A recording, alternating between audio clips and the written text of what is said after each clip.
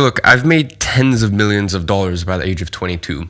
And I've also spent millions of dollars just on my personal life. And that's why I'm compiling a list of the 7 best purchases you can make in your 20s. Now look, this isn't going to be some typical list where I tell you guys to get a Roth IRA or to invest in. Because quite frankly, those things are true. It's good vanilla information, but you're going to hear it just, re-spewed by 101 different YouTubers online. I want to personally give you the best purchases you can make from someone who, as I said, has actually spent millions and millions of dollars on their personal life, so I can tell you what's worth spending money on and what's not so wise to spend your money on. So if you want a list of the best purchases, which doesn't sound like just a mashup of 3 of the most popular self-help books, this is the video for you. Now here's the truth. Your 20s is for becoming a man of substance. I would say that the main focus needs to be building yourself up financially, making money. But here's the thing, you could make $1 million a year, but if your career and your work entails you sitting at your desk for 365 days of the year, you need to understand that doesn't make you a brilliant character. That doesn't give you any stories to tell in the future. That doesn't make you a man or a person of substance. This is why the first best purchase in your 20s is traveling. You need to understand that the world is more than just your city. And this is where I absolutely love roasting Americans because, I get it. Like America is kind of a little isolated. You got, Mexico, I guess. You've got some of South America. But, for most Americans, a lot of them have never left the United States.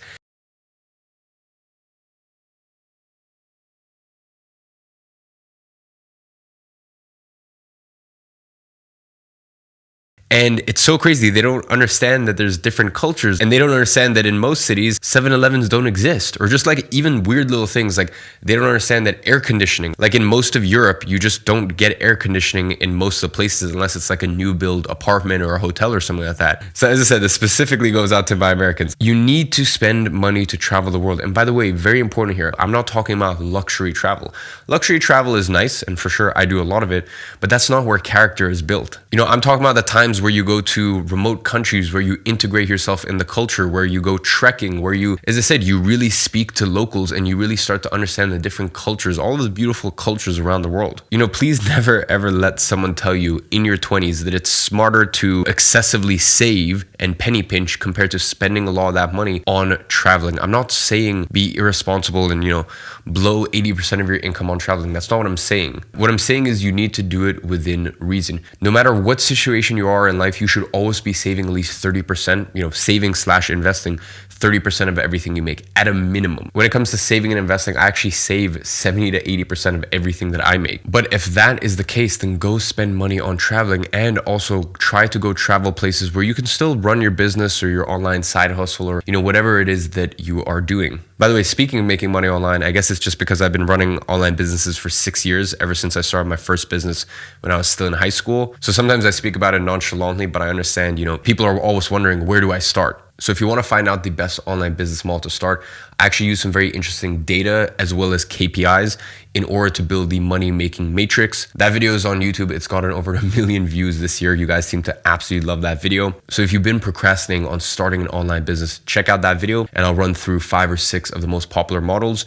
and come to a conclusion which one works and which one doesn't. So I'll leave that link in the description for your convenience. Anyways, let's get back to the video. Now, the next purchase to make in your 20s is in your style. And I know a lot of people think that, spending money on clothing is useless. I don't agree. Like, look, your clothing and your style and your fashion says so much about you. So my recommendation to everyone is go get at least one tailored suit, and you can get it from somewhere cheap, a place like Suit Supply. You can get a full suit and then it's tailored. Look, it's not going to be a bespoke suit or anything, but you can get something off the rack, tailored. You're going to get the full thing for, as low as $400 or $500 up to, I think some of theirs go up to $600-700 depending on whatever customizations and stuff you make. But to me, that is a pretty cheap suit, and I have a lot of good friends of mine that could afford $5,000 to $10,000 suits, and they still only shop at Suit Supply because the quality is great there. Once you start making a bit of money, go take $1,000 and rather than spending it on just some stupid Louis Vuitton or Dior or any of these big, bold brands that just make you, quite frankly, look like I'm just going to be honest. Those brands, when you've got big brand names, Gucci and Louis Vuitton or like Balenciaga, it's just so obvious that one of two things. Either you're someone that is lower to middle class that is wanting to appear rich, and that's just what it is, I'm being honest. And by the way, when I say this is coming from someone who grew up with a single mom, extremely poor, and I wish I could say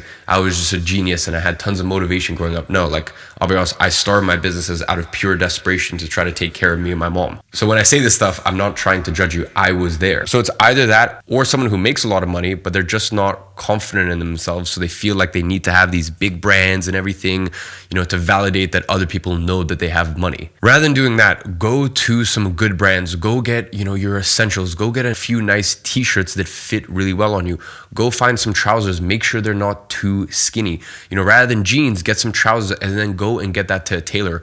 Most people don't realize, but to get items tailored, it can cost you anywhere from, $20, $30, maybe $40. I would much rather have, rather than a $400 article of clothing that hasn't been tailored and fitted correctly, I'd much rather have a $50 article of clothing and spend $30 on tailoring.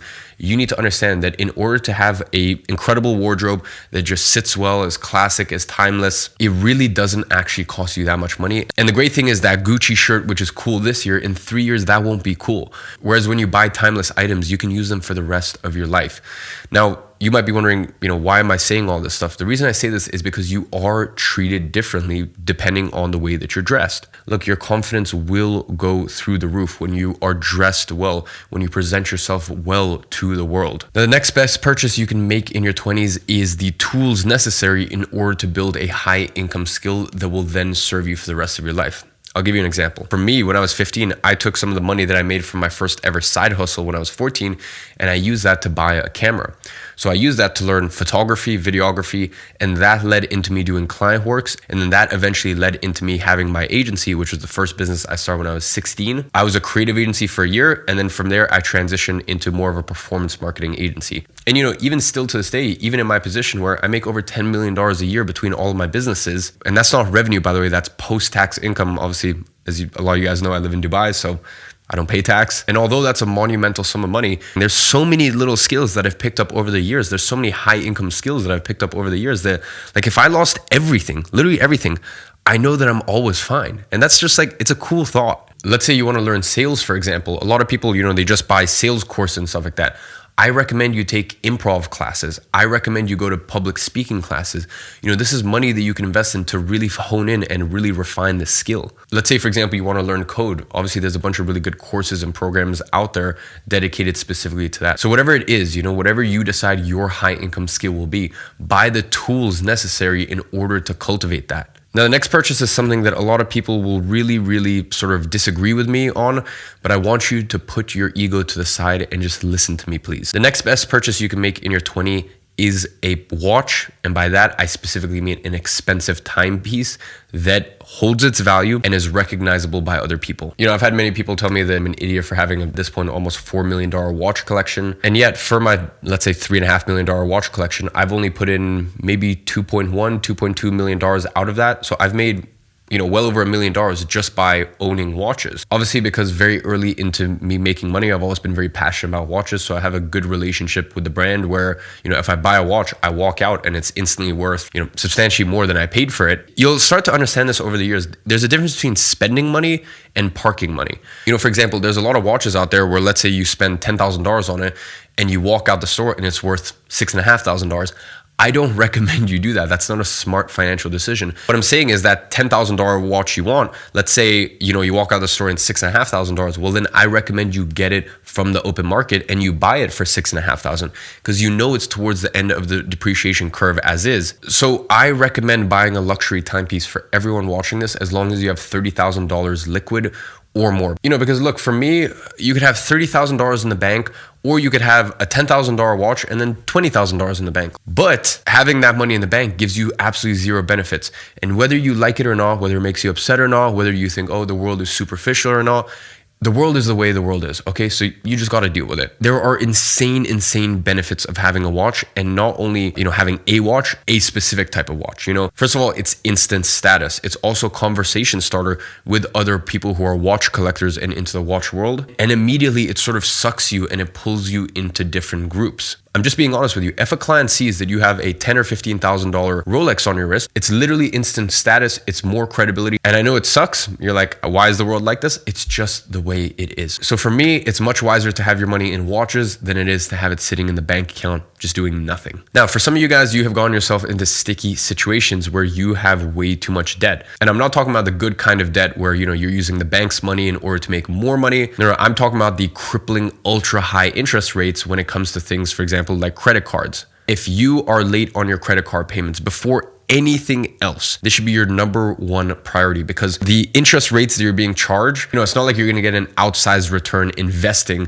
compared to, as I said, the interest rate that you're paying with a lot of these credit cards. So your number one focus in life should be paying off those debts as quickly as humanly possible. Credit cards, if you don't know what you're doing, will be a living nightmare and will literally ruin your life. As horrible as it sounds, these people that are financially irresponsible subsidize all of the benefits. For example, in my case, between my personal account and the different businesses, just my Amex points alone, I get something like 20 or 30 first class flights a year. I fly $10,000 Emirates first class flights all the time, and I basically never actually have to pay for them. It's great. But as I said, the only reason that's possible is because all of the benefits I'm receiving are subsidized by the people that were financially irresponsible. And it's really, really sad to see. And I can just imagine how crippling it is and how daunting it is for people that are suffering from credit card debt. So, compared to everything else I've mentioned here, paying off your credit card debts is by far the best thing that you can do. Now, the next best purchase is something that you're not going to hear from many people. And the next purchase that I recommend you make is a coach in a hobby that has nothing to do with making money.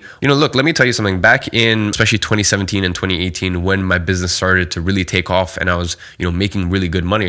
At 2018, at the age of 18, I made my first $1 million in a year profit. I was working with a monastic focus, a monk-like focus. I was making money, of course, but the funny thing is 2019, the year after, I actually just decided, I'm going to have more hobbies. I'm going to get coaches for different hobbies that I want to have. And the funny thing is I made more money and I did it in a more effortless way. Here's the most important thing. I recommend that you incorporate other hobbies into your life. And a lot of entrepreneurs are like, no, just focus on the main thing. The main thing is the main thing. And you should just focus on business. That's all that should matter. But I don't believe that. I think you should have hobbies, but here's the key. You should have a hobby and you should have interests that you actually nurture in areas that still challenge you. So what I mean by that is, literally earlier this morning, I had a tennis coach. Now, in some place in the world, I think it's a little different, but at least in the UK, growing up, tennis was just a rich person thing. So I didn't go to tennis classes. I don't know, it just wasn't really a thing. So for me growing up, I decided, hey, once I start making some money, I really want to get into tennis. So I started back in 2019 and then I'm picking it up now.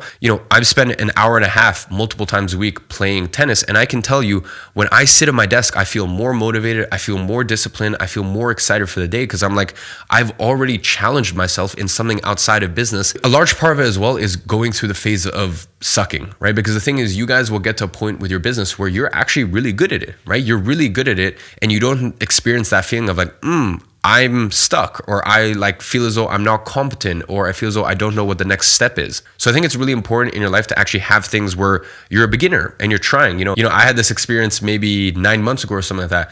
Once again, growing up, skiing, or at least if you lived in the UK, was a rich person thing.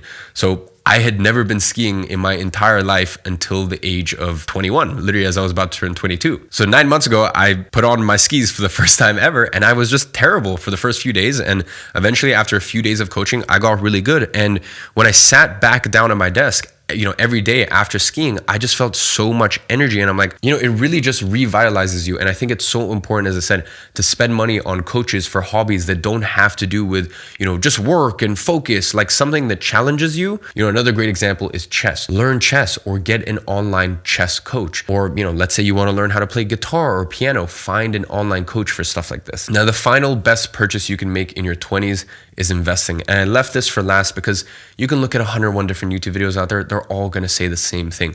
And I will say, after paying off your credit card debt, this is by far the best next option. I think a lot of people out there, if they can only invest $50 a month, they're like, oh, what's the point? This isn't going to turn into a massive portfolio. That's not the point. The point is that if you're investing $50 every single month, once you get to a point where you can invest $500 a month, you still have that habit ingrained inside of you. And I know for some of you guys, this sounds crazy, but I'm telling you right now, if you start at a young age, you have time on your hands. Time is the most powerful asset on earth.